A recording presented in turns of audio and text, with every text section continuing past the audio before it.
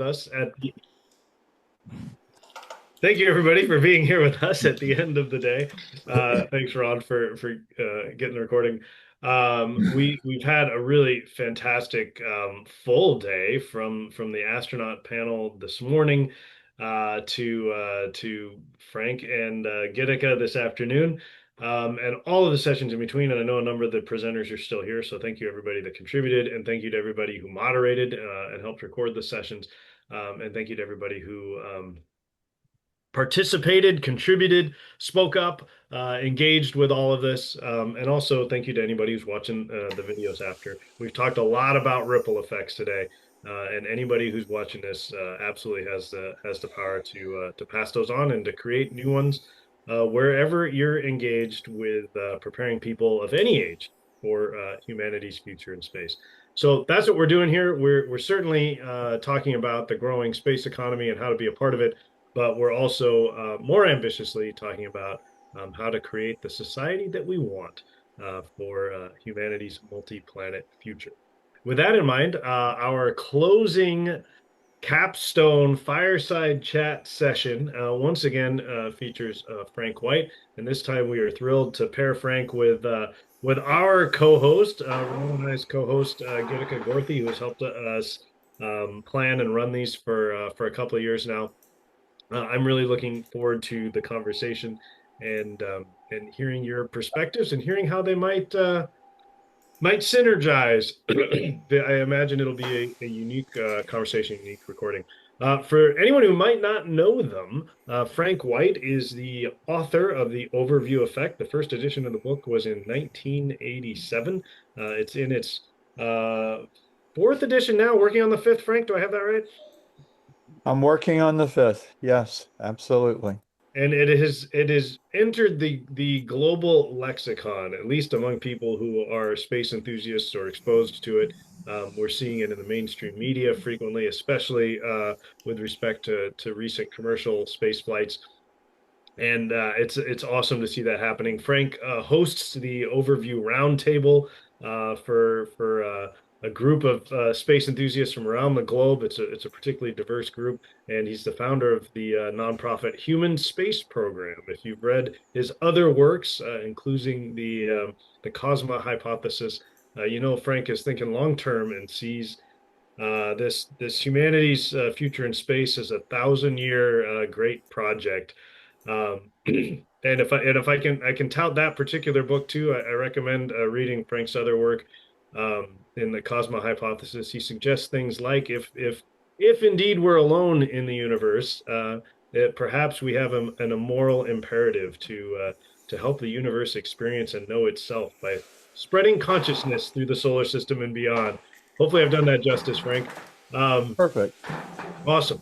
I'm thrilled to have you back. Thanks for joining us again. And then Gitika is a Columbia University student as we speak. I think Gitika, I just saw your post. You finished your third year. Congratulations. She's on a summer internship right now and stepped away from it today for the opening and closing sessions. She founded the nonprofit Ignited Thinkers when she was 13, if I also remember that correctly. And it's just phenomenal to go visit her YouTube channel and see the folks that she's pulled together from across the space industry and see the conversations she's had with them and the energy she brings to it. So definitely highly recommend going over there and seeing the resources she has and engaging her in any of your space education initiatives. And if I'm not mistaken, she's still got her sights on space medicine. So I think we're going to see many more great things to come from Gitika. So I'm excited to have you both here. I am going to kill the slide, and Ron, hopefully we're capturing speaker view here.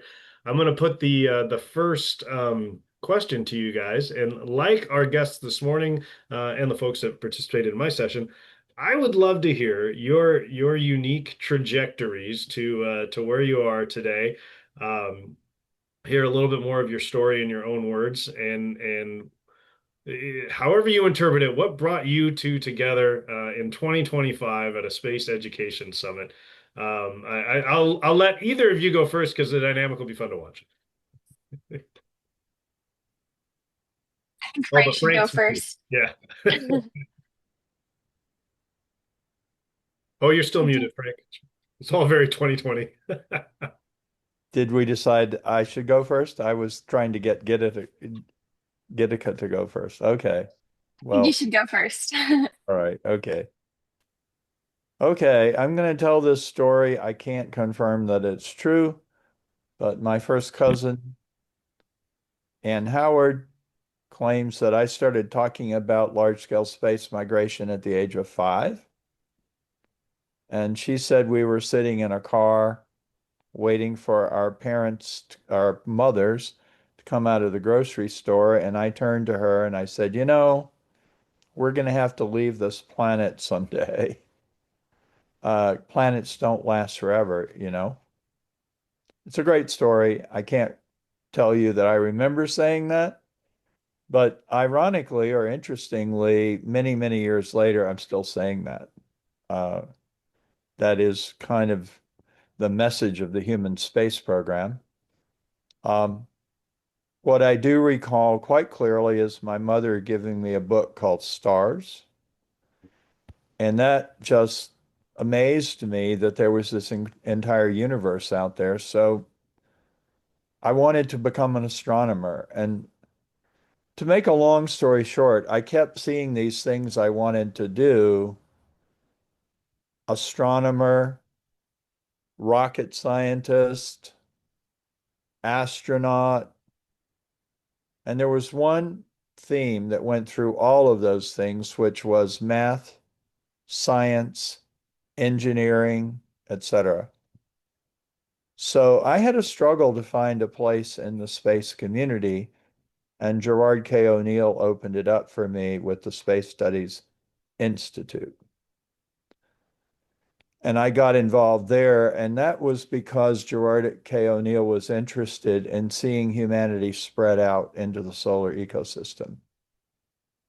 So I was welcome there. Everybody was welcome there because O'Neill thought we'd all be out there. You didn't have to be technical to be out there. And I felt very much at home. And I kept thinking, what would it be like to live off world? What would it be like to live off world? And I was flying cross country and looking out of the plane window at the Earth, thinking, what would it be like to live off world? And I had what I used to call an epiphany, but I was just at a conference where I was told, no, it was a revelation. Whatever it was, I thought I would have an overview of the planet, and you can see what I'm talking about behind me. I would have an overview of the planet. I would see it as one whole system. Everything's connected. We're connected. Everyone is connected. No borders, no boundaries. I would experience the overview effect. That was what started me on a focused attempt to understand this question. And I want to make sure you understand it had nothing to do with astronauts at that time. It was about people who didn't exist. And I started interviewing astronauts as proxies for these future people. These future people still don't exist, you know? But I imagine that they would be very different from us because their mindset would be very different from seeing the Earth from a distance all the time. I thought it would be kind of an ordinary part of their lives. And the big change was when I interviewed astronauts, and it was not ordinary, it was extraordinary. And so it all changed to a different kind of hypothesis, which is this is really remarkable. If we could bring this consciousness down to earth, it would it would change the behavior of people on earth. And so it went really from an intellectual exercise almost to a call to action. If we can bring the overview effect down to earth, the earth will be a better place for all of humanity and all of life. Now, to just short circuit a long story, the last 40 years of my life have been about really communicating what the astronauts have told me. And I just want to close by saying, first of all, I'm not the hero of the story. The astronauts are. They go on the hero's journey. They step outside of ordinary life and they bring back sacred knowledge. And it's been terrific because astronauts have been happy to talk to me because they want this to go out. One of the astronauts said to me, "You don't go to space for yourself. You go to space for humanity." And so that's why I'm here today, is that whenever I've had an opportunity to speak about it, I've always said yes. And, we were talking about technology earlier. The first 20 years after the overview effect was published, I was really surprised because nothing happened as far as I could tell. And I really thought my goal, which was to create a revolution in consciousness, was not going to be fulfilled. And what really has brought the overview effect into worldwide awareness is the internet. And there's a film you may have seen called Overview, which was premiered at Harvard in 2012. And it's really been kind of an exponential ride ever since. And I'm really grateful for that. Again, I'm grateful that my work is recognized, but it isn't about me. There's still a revolution to foster. I want to invite all of you to be part of that. There's still a lot of work to do in terms of disseminating this awareness. Um, so that's what brought me here today. And along the way, I met people like Ron and Mark and Liam and Gitika, people who have the same feeling. And I'm going to stop there because, the other part of the story is really what kind of people are we going to be living on the moon, living on Mars, living in an O'Neill community? That's another topic we ought to tackle, but that's how I got here, Mark. I That's love it. amazing. Oh, I love the different parts of that story come out every time we have you on too. But sorry, I Gitika, thought go ahead. I thought you'd be bored by now, Mark. No, definitely not. It's great to hear the articulation evolve over time too. Okay. The same thing. I heard Frank's story a little, like a few times as well. I've interviewed him myself, and I think every time I'm just in awe of his journey and his story. And so, like similarly, a little bit different path. So I am a first generation immigrant from India. I was actually born in India and came here to the U.S. when I was a little kid, a baby, so I don't remember much. But I grew up here in the U.S. and growing up, I living near Washington, D.C., I had access to the Air and Space Museum. So I would go visit there with my family, and I was always excited about space, aliens, other planets that could look like Earth. And I was always fascinated with the idea of space, but I never imagined myself actually becoming an astronaut or, entering a space career. I didn't have any family members who were in the aerospace industry, and I didn't know anyone, so it just didn't seem realistic at that time. But I was always fascinated with space. And so as I got older, I think I had this fascination in the back of my mind. So in middle school, in seventh grade, I had an option to take a engineering and tech design elective in seventh grade as part of my class curriculum. And in that class, my teacher, Mr. Alan Anderson, he had a model rocketry unit. And at first, I was like hesitant because I was like, I don't know if I could build model rockets. I'm not like a rocket scientist, but I'm excited for this. Let me try it out. And I absolutely fell in love with the model rocketry unit in my middle school. And my teacher, he saw how excited I was, and he was like, Gitika, you should join my after school rocketry club. Maybe get your rocketry certifications, your high powered rocketry license. And I was like, really? Like, you think I could do it? And he was like, yeah, I think so. I mean, you're really enjoying this. And so I listened to him and I joined the rocketry club. And I think I spent 2 to 3 hours every day after school throughout seventh and eighth grade, just building and launching rockets, doing the NARTREC model rocketry certification program, and getting my hands into the aerospace field. And that experience helped me realize that, hey, like I can actually enter the aerospace industry. I can become a rocket scientist. This is like a career. And so, actually, the summer before eighth grade, I was like, so what can I do with this interest that I have? What opportunities are there? And living near Washington, D.C., that also is very near NASA Goddard Center. And so I explored for like free summer camp opportunities for middle school students.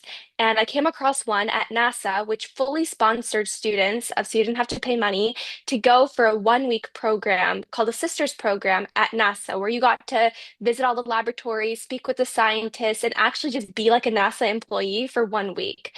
And I ended up getting selected to go as part of one of the 50 girls and just fell in love with NASA, the environment. And that's when I discovered how there are more than just aerospace engineers in space. You know, you could combine it with medicine, policy, journalism, art, and there was like a whole new world that just like opened up in front of me. And so I knew after that experience, I wanted to enter the aerospace sector. And so in eighth grade, I continued my rocketry club with my teacher, Mr. Anderson.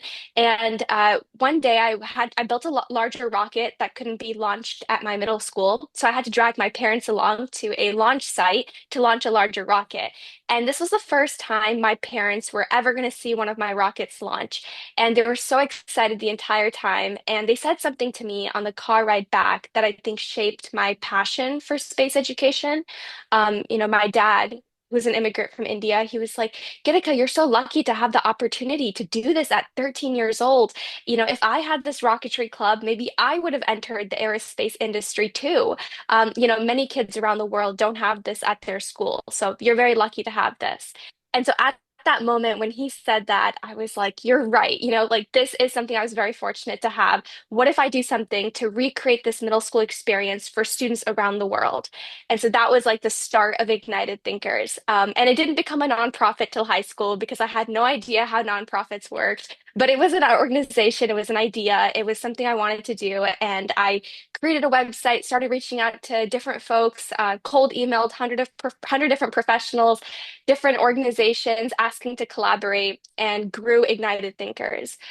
And along that journey in high school, I learned how to use social media. I learned the power of LinkedIn, connecting, making connections with other people as mentors, as collaborators who have more experience in these fields.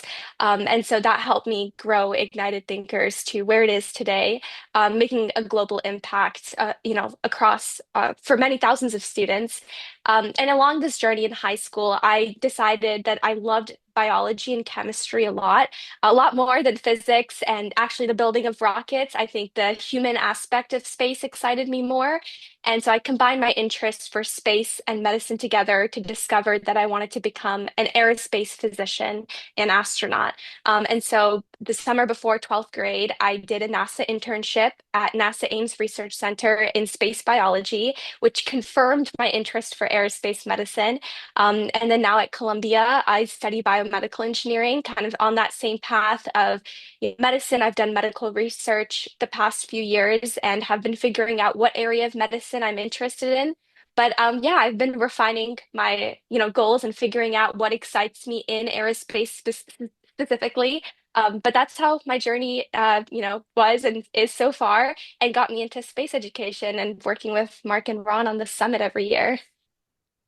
So awesome to hear more of that story, Utica. And to hear the gravity assist from your teacher and and from your dad. At least his words are resonating with us now. So that's awesome. Yeah, Ron, let me hand it over to you for the next question. Cool, thanks. Great to see everybody here. And yeah, there's there's so much changing in space flight. It's just such an exciting time. And it really feels to me like a lot of that's flying under the radar. As know, Blue Origin has another flight tomorrow. They're flying two capsules now. They're going to increase their cadence. Virgin Galactic expects to come back next fall and fly, six people once a week. And then Elon Musk said in a talk yesterday that, their plan is to build 1,000 starships a year. It's like, that's crazy. Even if they build 100, and they could fit 100 people on one starship, the opportunities for expanding the number of people that have gone to space, which is like 720 or 30 right now, out of 7 billion on the planet, it's a small fraction.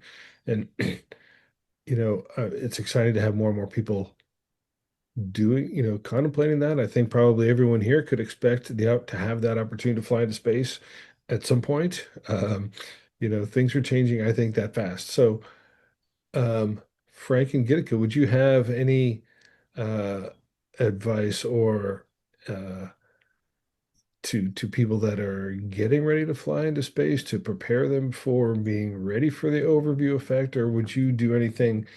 If you were to contemplate your own space flight, would you like put an emphasis on any one thing or another? Hmm. Okay. That was a long-winded Shall one. I go first again, Gitika? We're I being think so I polite. think I think I have a smaller response. I think Frank is a more experienced one, so maybe I should give my quick response before Frank really answers this question. But I think personally, I've had, the few talks I have heard from astronauts and the astronaut panel this morning, it seemed like no one can really prepare you for what you experience up there. And sometimes the most magical moments from what I've heard is when you go in without expecting to see something and you just experience what is actually there at the moment. So I think if I were to go to space and if I were to have that opportunity, I would say I would try to go in with no expectations. I just would want to not imagine anything beforehand. Or maybe some people want to visualize what they're going to see. But I think for me, I would want to just be in the moment and just kind of not have any pre-thoughts of what I'm planning to see, but just kind of experience it in the moment, and see like what are the first things I notice without looking for something. So I think from my perspective, to kind of quickly answer from what I've heard from other astronauts speaking, is try not to have any expectations and pre-visualizations of what I want to look for, but rather just embrace the moment of taking in whatever you do see at that moment. So yeah, I think the biggest thing for me would be don't go in with expectations. Hmm. I want to confirm and agree with Gitika that that is the key, really. And also, remarkably and interestingly, it's getting harder to do. And I have to take some responsibility for that. In that, you think about it, the first person to experience the overview effect was Yuri Gagarin, 1961. And after that, for 25 years, people were having that experience. And they were pretty open because there was no real research on it. NASA wasn't sending people into orbit or to the moon to have an experience. They were going to do something in particular. The same with the Soviet cosmonauts, et cetera, et cetera. So, and in fact, a friend and colleague of mine, Stan Rosen, in fact, started interviewing Apollo astronauts, and he actually saw a lot of the things I later saw about what happened to people. And he did not give it a name, and he did not publish a book.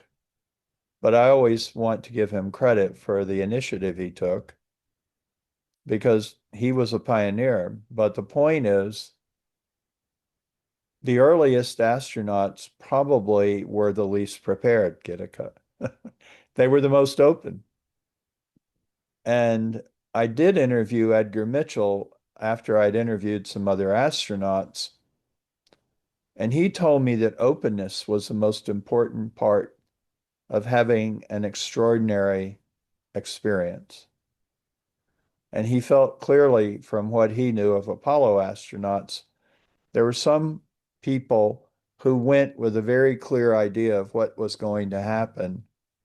And they were very focused on the worldview they had. And he said, you've got to be open for a change to occur. This is true of any experience, right? I mean, it's not just going into outer space. Anyway, in 1987, the overview effect came out, and the phenomenon had a name. And my interviews with astronauts were published in the book.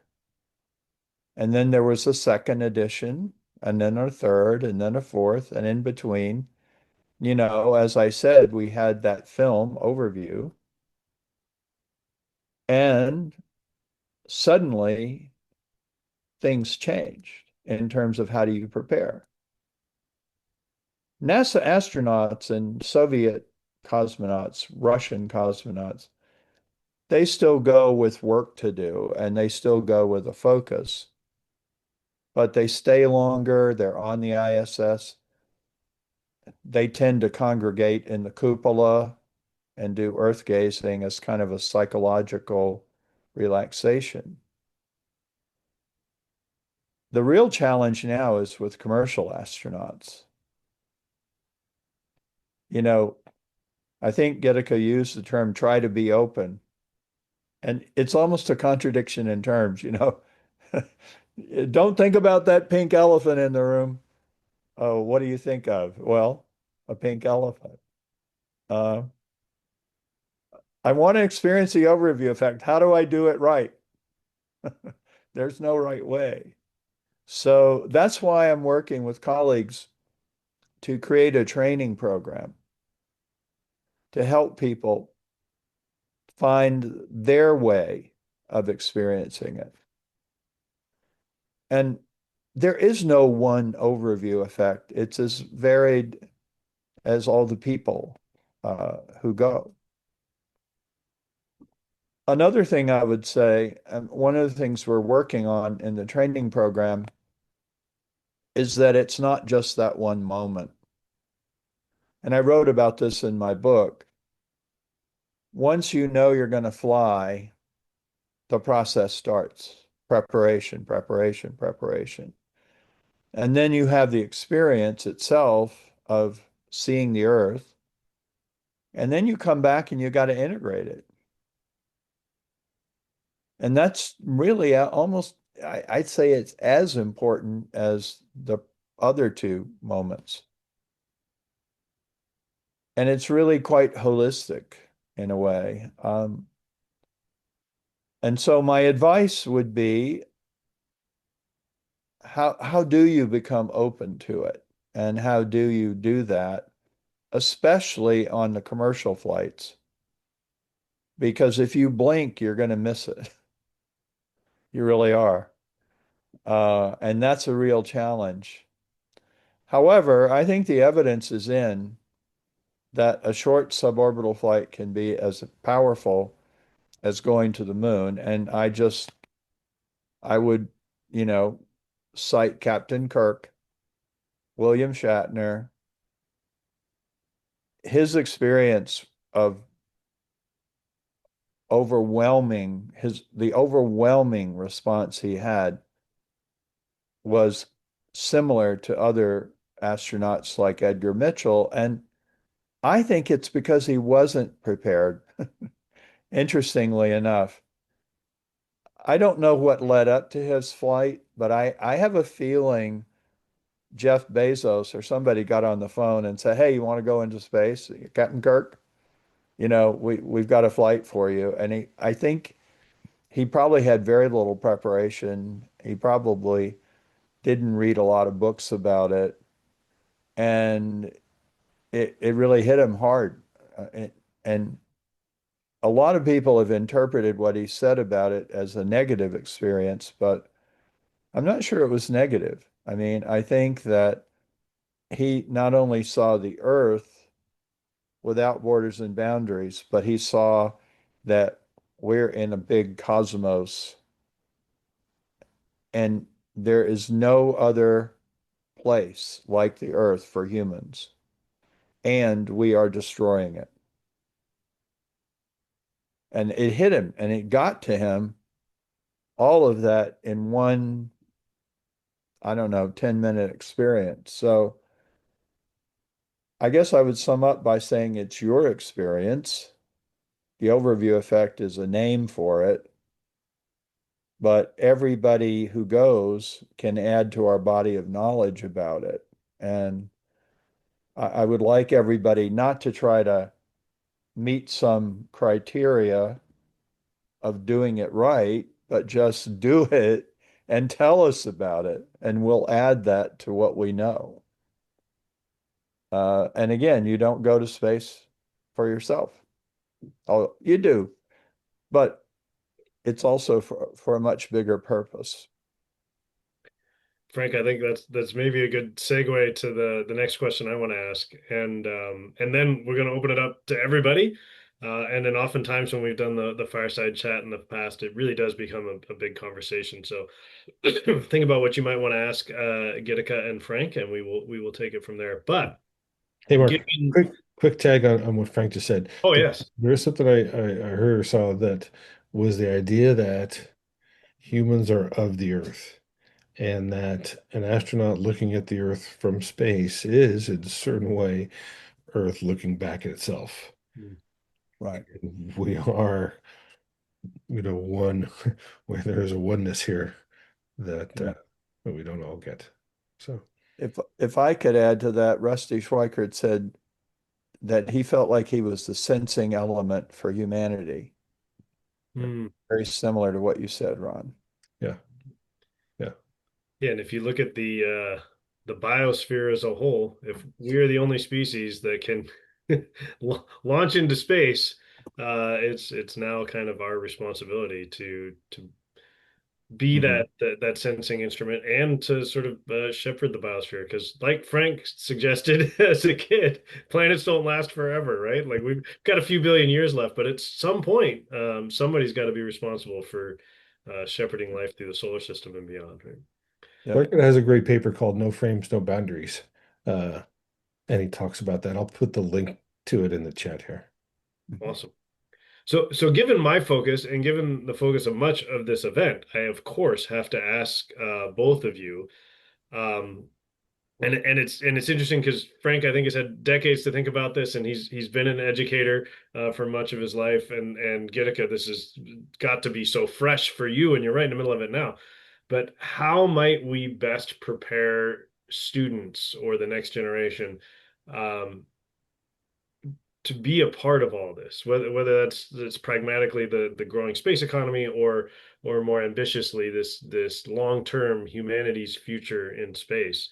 What can we be doing for kids coming up today?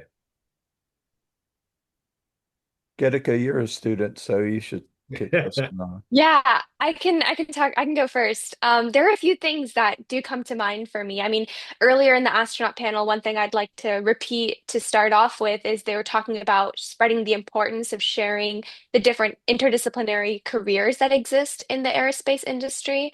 When I go talk with different elementary schools and or even middle schools, high schools, or even share with my counselors or teachers my own interests, I've had people kind of look at me like, oh, is that a real career? Like, is that something you can really do? Like, even adults.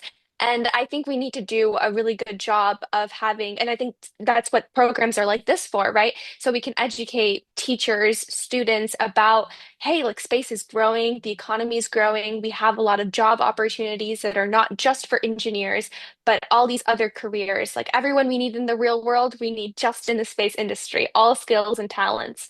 So I think definitely emphasizing that and getting that word out to more teachers and students as the industry grows is really important.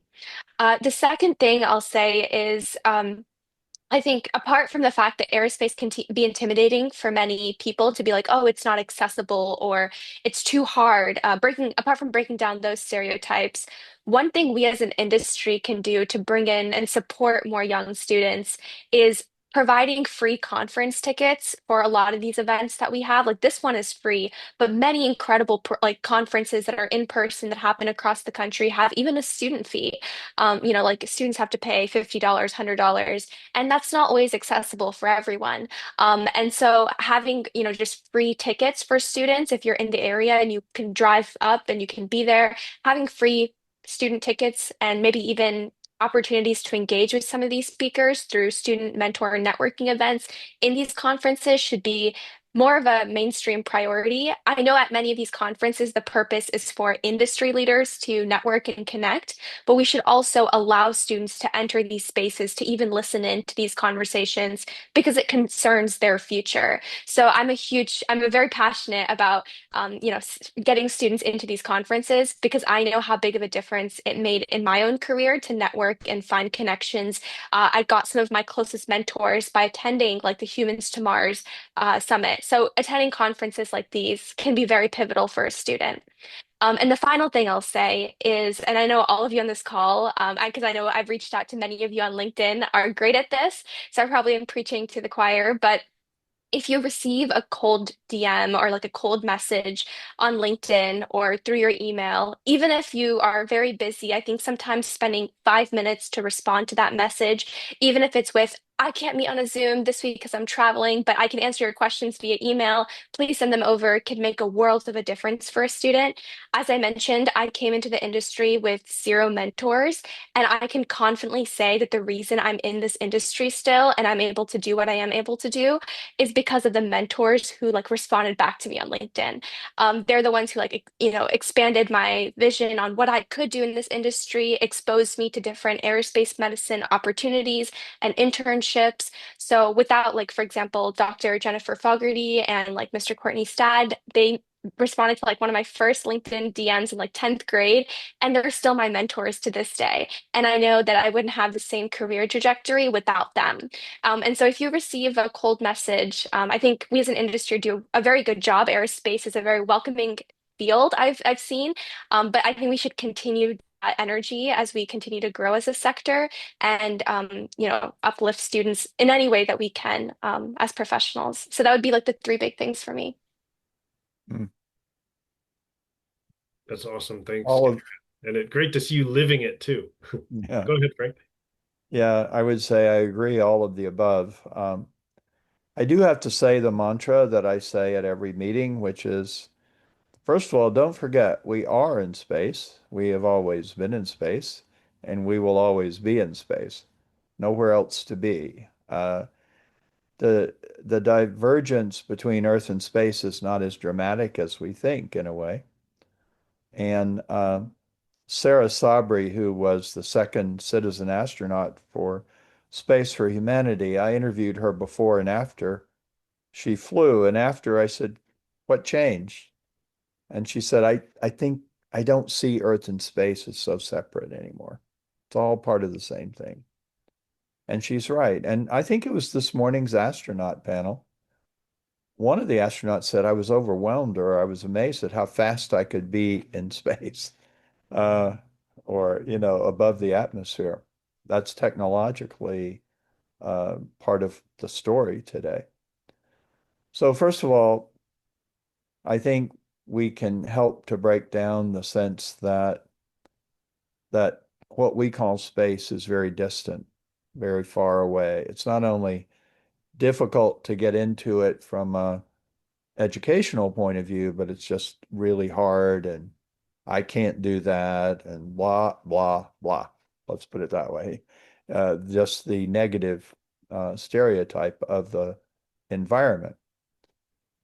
So I think the second thing, and I just totally support Gitika on this, we have a moral responsibility to respond to young people who want to be involved. I mean, there's formal education and what kind of courses should they take and encouraging them to do that. But there's also just responding to a DM or an email. This conference I was at recently was tremendous because the people there had the same mindset that we do about connectedness and integration of things and people, but they hadn't heard much about the overview effect. There were two commercial astronauts there with me, and the parents brought a little girl of 7 years old. Her name was Artemis. Can you believe it? Her name was Artemis, and she was so shy, and she just was so worried. And everybody, including me, were all saying, "Go talk to them, go talk to them." And so somebody said, so this is Chris. Some of you know Chris Huey. They call him Chewy. And this is Chris Sambrowski. And like a little kid, she said, two Chris's. That's weird. That kind of broke the ice. And then they were, of course, very encouraging to her. Who knows what she's going to do? So that's the second thing. It's not only openness for yourself, but being open to young people. And the third thing I would say, I had no credibility to write my book or to be where I am today. I didn't have a PhD. I wasn't an astronaut. I wasn't an engineer. But I just thought I had to do what I'm doing because of the experience I had. I think it's tremendously important, whether it's in a formal educational setting like Mark has written about. I hope you all know that Mark wrote the book on space education. Um, but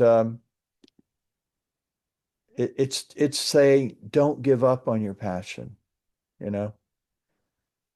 I've had so many people, adults who I met in other settings. Oh, what do you do? Well, I write about space exploration. You know, I wanted to be an astronaut. Nobody encouraged me. My family didn't think I could do it. So now I'm doing this, you know. Uh, I think it's really, really important to tell young people, if you've got a passion, don't let anybody tell you it can't be done. I mean, I could never do a model rocket. Well, I don't know. Maybe you could. Let's give it a shot. So it's really on the older generation and even the younger generation like Gitika to reach back to Artemis and her friends, you know, and say, you can do it if that's what you're interested in. Um, you've got everything you need by being a human being to get involved in this incredibly exciting movement. I absolutely love that. And I actually recently, like Mr. Dan Golden, the former like NASA administrator, was saying, like I was speaking with him as well on his advice for next generation of students, and he said that exact same thing. He was like, we put this like barrier over ourselves and we tell ourselves like, oh, you can't do it, or you can't have crazy dreams like, oh, I want to go to Mars, like people will laugh at you, but they only laugh until it happens, right? So, I mean, if you believe it, then that's enough to keep you driving. And sometimes it's good to have like big goals and big dreams, right? Because that's what pushes you. But then making sure you don't give up on those dreams because other people don't believe you is really critical, like you said. But even finding the community that supports you, because I'm sure there are other people in this large world of ours who have similar dreams as you. So I think finding that community that does believe, as opposed to worrying about the people who don't, is very important. And that's definitely a lesson that I had to learn because as you said, like, oh, I can't build a model rocket. I always like tell myself, oh, I can't do this. Coming out of that mindset is something I'm still working on. And so I think it's an important lesson for everyone. So thank you for mentioning that. Sure. Well, I think it's a perfect time to open things up to the rest of the group. And amazingly, we only have about 15 minutes left till the I end of the know. session. So we want to have time for as many questions as possible. So do keep them brief. Brief And answers. yeah, and brief answers too. Yes. So Logan, we'll let you jump in, but folks, think about what you want to ask Frank and Gitika, and we'll let it evolve from there. I also have a few resources to share, of course, at the end of the session, so we'll stop a couple minutes early.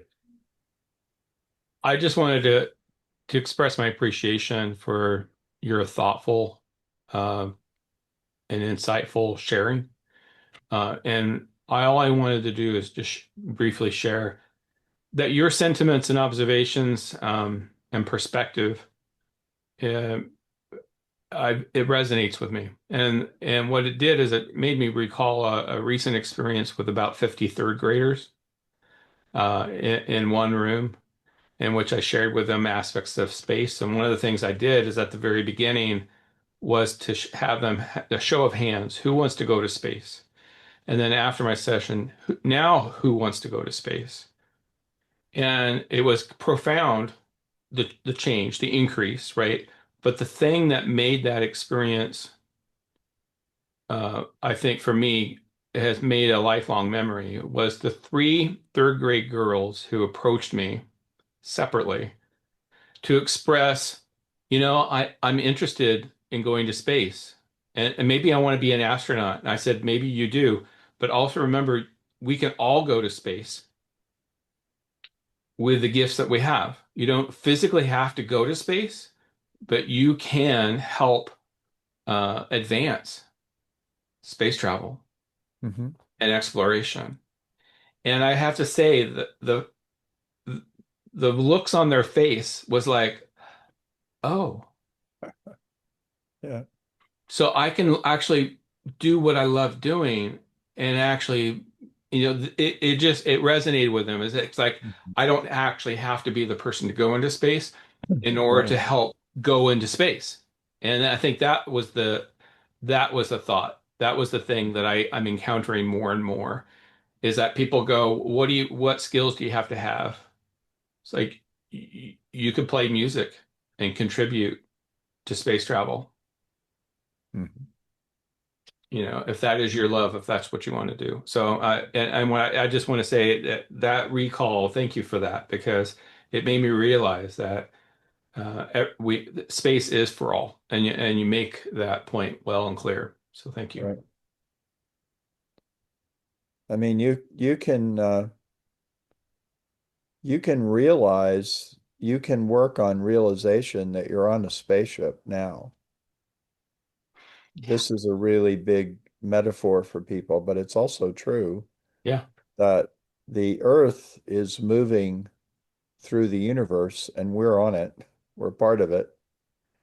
And we're all actually astronauts, if you think about it that way. I think astronaut means star sailor, something like that. We're sailing through the stars together. Yeah.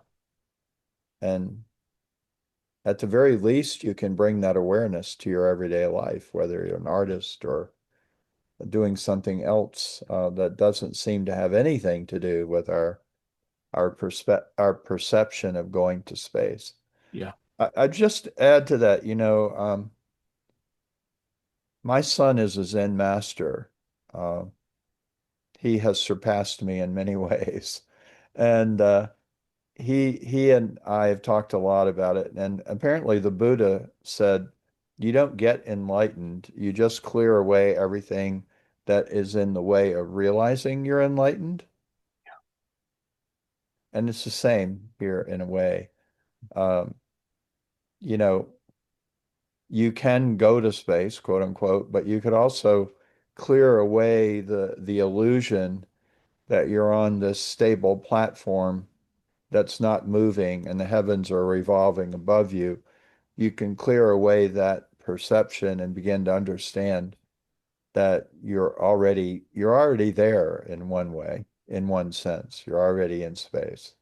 I get asked the question a lot. Have you ever been in space? I'm like, no, but I'm there every day. You're a good educator, Logan. You sure are. Well, we've got two other questions in the chat already, so I want to invite Matasham to share his question, and then Leanne, if you guys want to speak up and ask it yourselves. Matasham, if you Sure, yeah, thanks, Mark. Yeah. Hi, Frank. This is Mohtassim speaking from Pakistan. Hi. And yeah, so it's currently 3 a.m. here right now. And yeah, I'm awake and hopefully my family doesn't wake up. But yeah, so my question is, wait, I think I forgot. Yeah, okay. So my question is, what do you want to leave as a legacy behind? Like, the truth is we all are gonna die, right? So what do you plan to leave as an end goal? Like what do you have in mind? Frank and Kritika, I wanna hear both of your perspective because Frank being an old person, he will have a different mindset, and Kritika being a young, they will have an opposite mindset, right? So I wanna really get to see both of these and compare them, like see how we can really utilize these responses. Gitika, you should go. Okay, I'll start. It's an interesting question.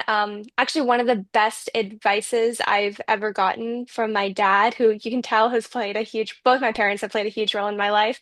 But one thing my dad has said to me was, never tell yourself that this is your end goal. Like, if you achieve this, you've achieved success. Like, that's what he has always told me growing up, because he says for him, like, no one in his family was an engineer or anything. So for him, his end goal was, oh, I want to be an engineer. So once he became an engineer, he was like, oh, what do I do now? Right. So he was always telling me, I don't want you to feel like if you have a goal and you do somehow achieve this goal, then that's like you're done with your life, right? Because that's not how it works.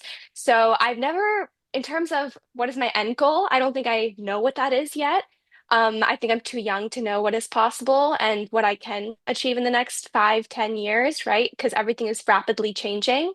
So I don't have an end goal per se, but my current goal would be to obviously to become an aerospace physician, to become an astronaut, possibly go to Mars.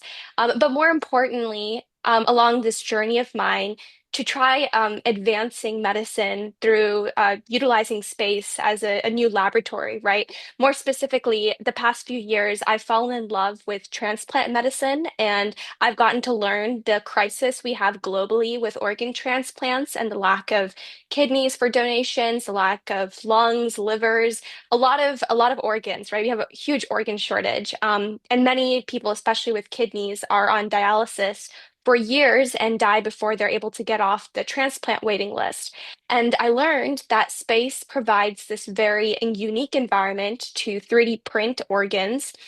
Because you don't have any gravitational forces collapsing, so you're able to 3D print incredible like microstructures that are able to formulate, you're able to print it amazingly in space that you just wouldn't be able to do on Earth.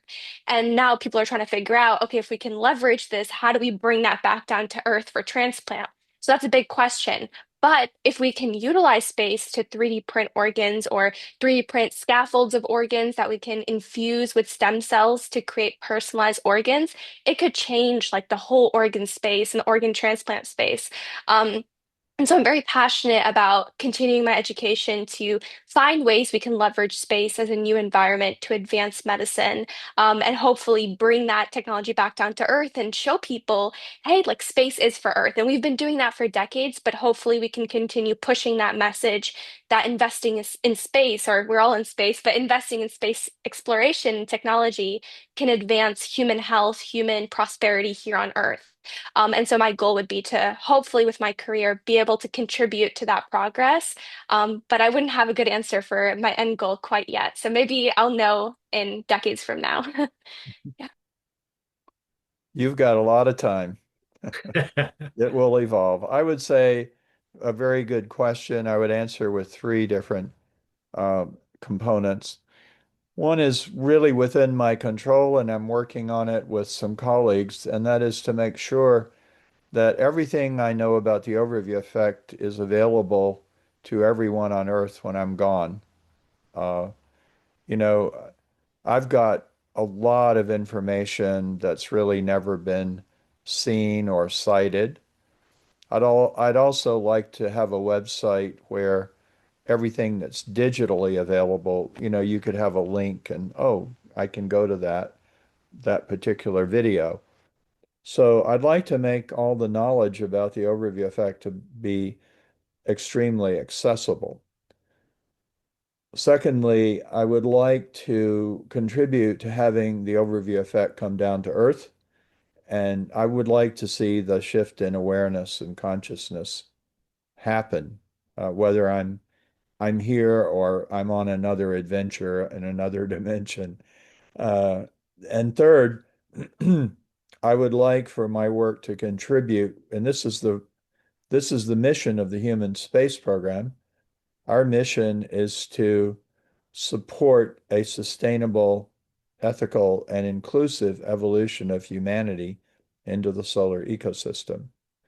Now, nobody working on the human space program will be around when the project ends in 1,000 years, but I hope we will have contributed to the creation of really a spacefaring civilization, but not just a spacefaring civilization, but one that is sustainable, inclusive, and ethical.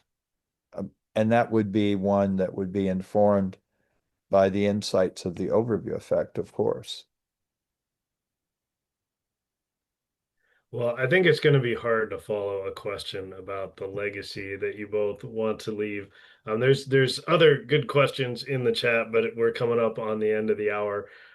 So I think we can always offer to stick around for a couple of minutes after, but I do want to be respectful of everybody's time. So I'm gonna bring this to a close.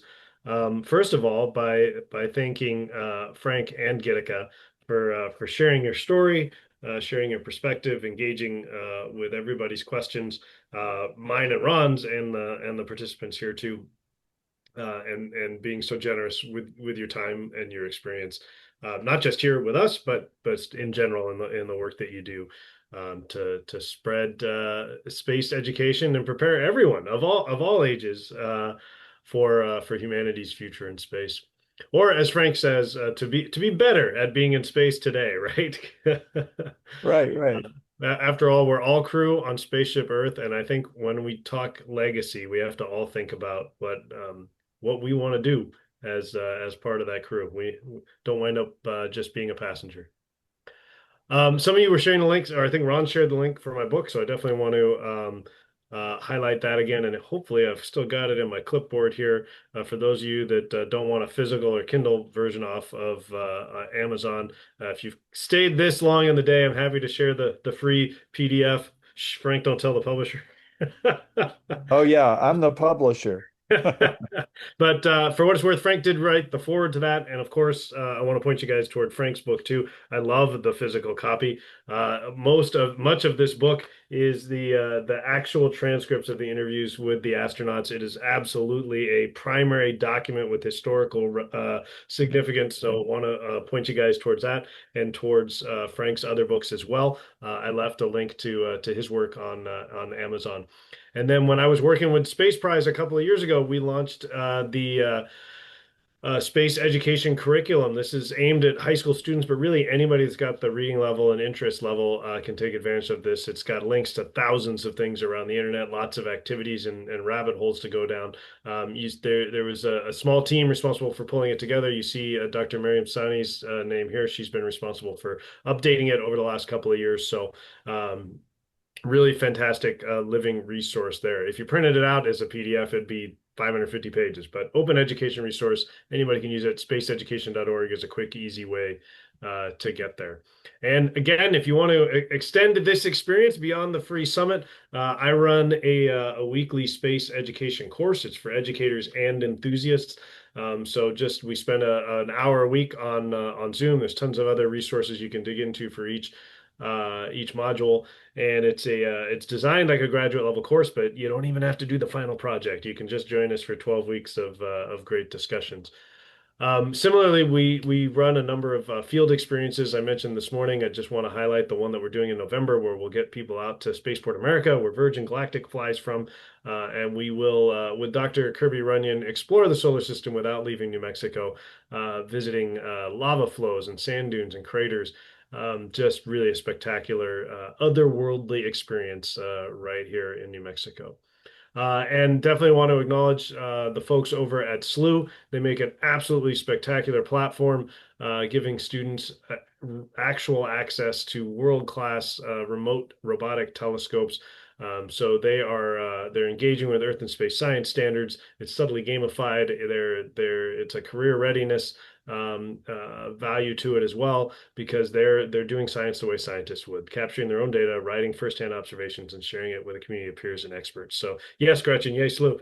Definitely reach out to me, or head on over to slu.com, or reach out to John, who presented earlier today, if you have questions about that. Another free opportunity, definitely inviting you guys again to join us at the Facebook Space Educator Network. I'll drop the link in just a moment, but if you search Space Educator Network on Facebook, I'm confident you'll find it, and it'll certainly be in the follow-up email to everyone as well. These sessions and these recordings will be shared over time as we sort of make our way through them. We trickle them out on our YouTube channel. If you go there, you'll find on nearly 100 past videos at this point, all of the astronaut panels that we've had, all of these closing fireside chats with Frank White and his special guests, and dozens of the concurrent sessions as well. If you visit the playlists tab, you can find some playlists there of each of those things. And I want to, before we go, we're only a minute over. That's not too bad. To thank my fellow organizers. Thank you, Ron, for generously giving your time to this over all this time, and for the, I don't know, decades of your service to space education and astronomy education. It's awesome that you went to space and you brought it back to share with others. And thank you, Gitika. It's amazing to see what you've done in the last 10 years. And I know you're just getting started. So thank you both for working with me on this. Well, thank you, Thank Mark, you, Mark. Yeah. for putting all the online stuff, all the communications together. This is a mountain of work, and you cover most all of it and cover it excellently. So, Well, thank you guys for making well it done. happen. And to everybody who presented and moderated, it's certainly not possible without you. And thank you to everybody who attended and participated and stuck with us until 4 p.m. Pacific time. It could be later for you, or ungodly early for you. Thank you guys for being here. It's always inspiring to bring folks like this together and see everybody fired up to build a better future together. So thank you all. I think that's probably a good place to end the recording, Ron, and as always.